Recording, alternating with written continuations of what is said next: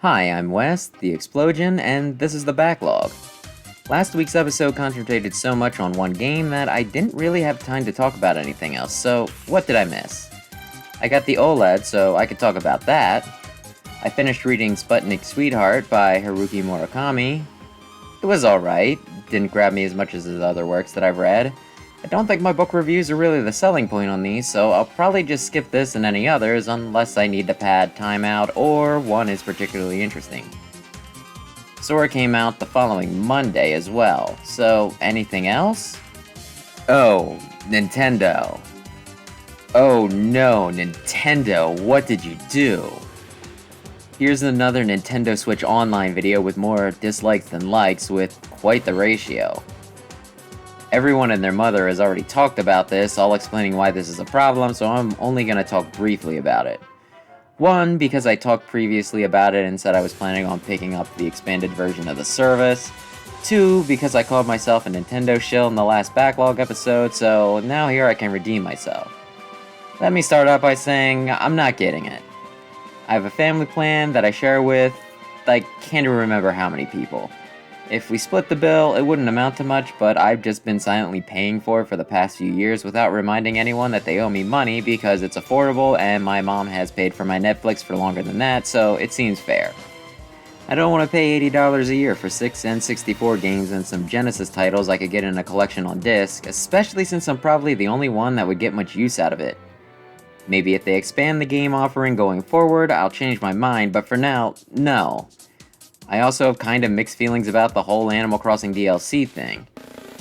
I imagine that wasn't factored into the base price and they just included it as a bonus to sweeten the deal. I wasn't planning on picking it up, but who knows, maybe I'd get into it if I gave it a try, and maybe some other people on my plan would too. That'd make it really awkward if I decided to drop the plan later, since it would wall off content that my family and I had enjoyed up to that point and have to decide whether to resubscribe just for that, or have each of us buy the DLC separately. I tend to worry about stupid things, so this might just be my own dumb fretting getting the better of me, but the Animal Crossing stuff is actually more of a detractor than selling point. What can I say? I'm weird and my brain is stupid. So yeah, no more expensive NSO for me. I was really looking forward to replaying Banjo-Kazooie and Sin and Punishment, among others, but I have other, still legal even ways of doing that, so no deal. Everyone seems to be against this, so maybe Nintendo will backtrack a bit, but knowing them, I doubt it. Oh well, how disappointing. Speaking of NSO, I finally beat Super Metroid. I played it years ago after buying it off the Nintendo Wii eShop and got all the way to Ridley. Not sure if I beat him, but all the way to Ridley. Then, due to reasons that I could hazard a guess at, my Wii died and I lost all my save data on the console between when that happened and I had it repaired. So yeah, probably an hour, if that from the end, I had to start the whole game over again. So I didn't. I'd be more willing to start a second playthrough than to start from scratch at that point. Technically the same thing, but it's just super demoralizing to work your way through only to be back at square one that late game. So I just haven't beaten Super Metroid, even though I like Metroid and that is perhaps the most distinguished one. Until last night when I played it on the Switch. So, to review, a Metroidvania is a platforming game with an interconnected world and you can explore more and more as you unlock additional powers and abilities. As you would figure, Metroid games are typically Metroidvanias. This is the third game in the series. It starts out with Samus leaving the last Metroid in the galaxy with scientists, and almost immediately after she leaves, space pirates attack and kidnap it. After a bit of investigation, Samus heads to the Space Pirates' base of operation on planet Zebes to retrieve the Metroid, or, as it will forever be known, the baby. Basic Metroid game functions are here. Samus can run, jump, and shoot. After a few upgrades, the Morph Ball and Charge Shot are back. There's also the typical missiles, super missiles, power bombs, and grapple beam, with each but the last one having their own ammo counts, and you can toggle through them with the select button.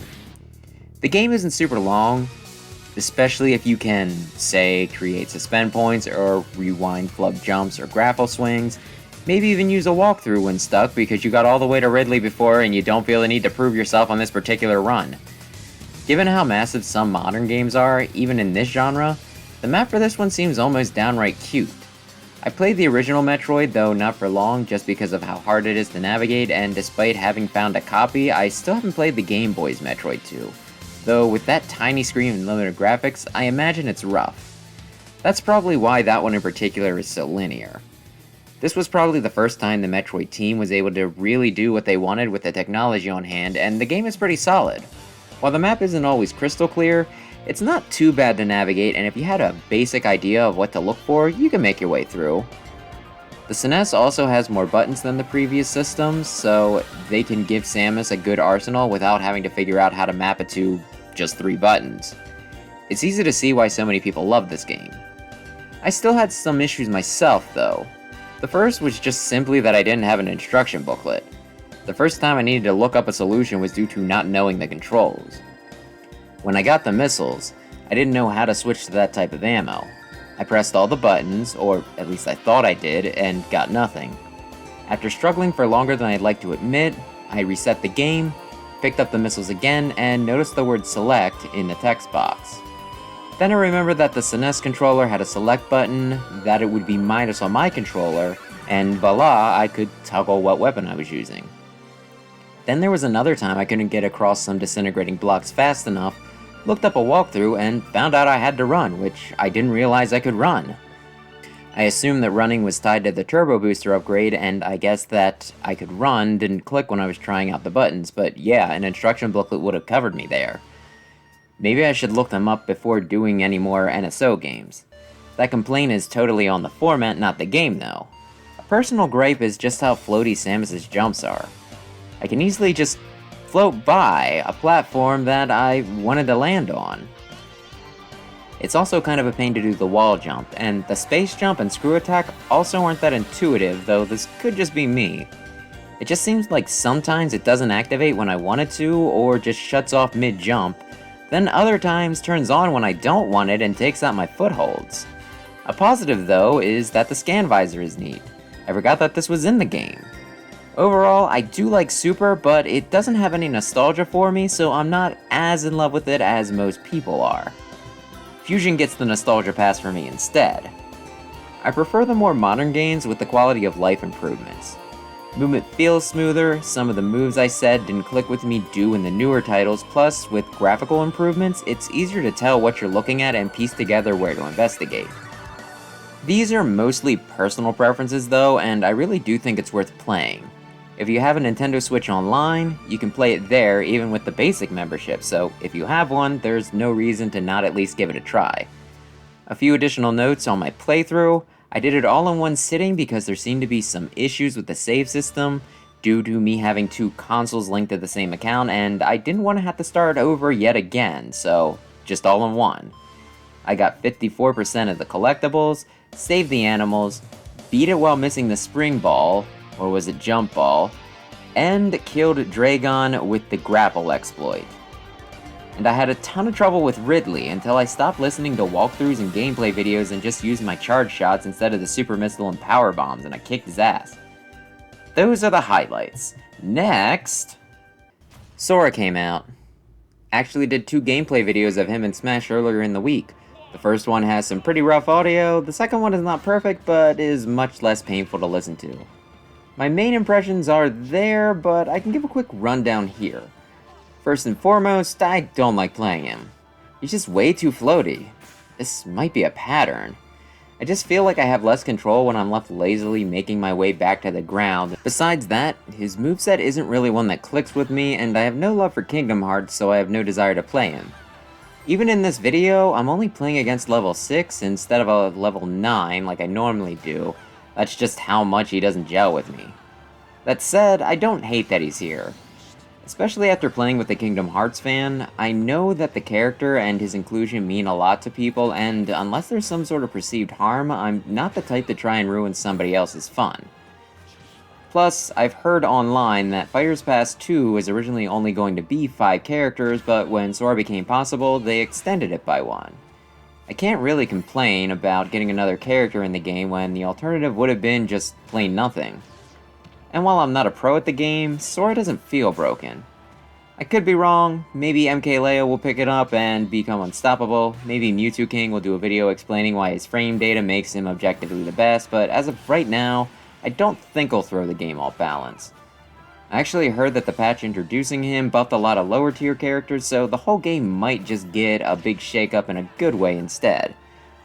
And the giant homunculus that wants to wear the skin of others over its own patchwork outer layer has been kept at bay, so while Sora isn't for me, I have no complaints.